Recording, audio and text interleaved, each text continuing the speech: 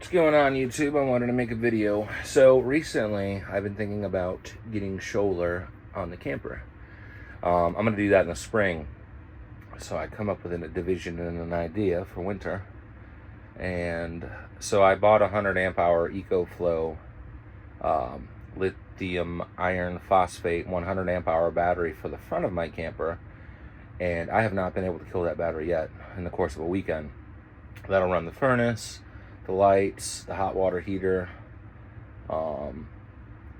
fans, etc. Pretty much everything but the microwave and the AC.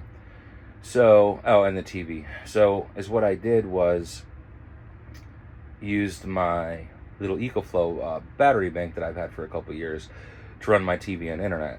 So, I was thinking about buying a bigger ecoflow, and then I realized, wait a minute, I could just build a little power bank. So that's what this video is about.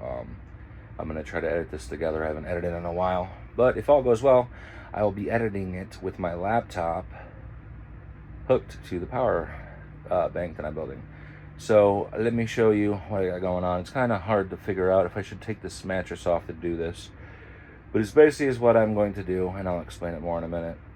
So there is my ecoflow right there. It's a small little ecoflow. So I got that.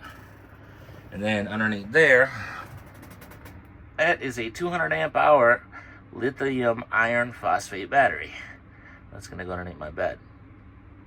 And I'm gonna drill a couple holes right here and attach this. So I got just a 1500 watt pure sine wave Chinese inverter to connect to there. And then I got me a lithium iron phosphate battery charger that runs 110.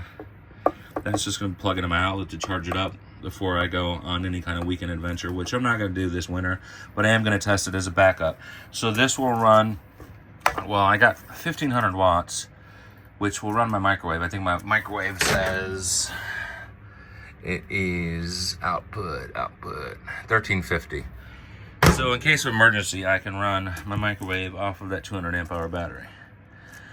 And that's the most I'll ever run off of it. But most of the time, it's just going to be my TV, my T-Mobile home internet box, and yeah, my laptop and charging things.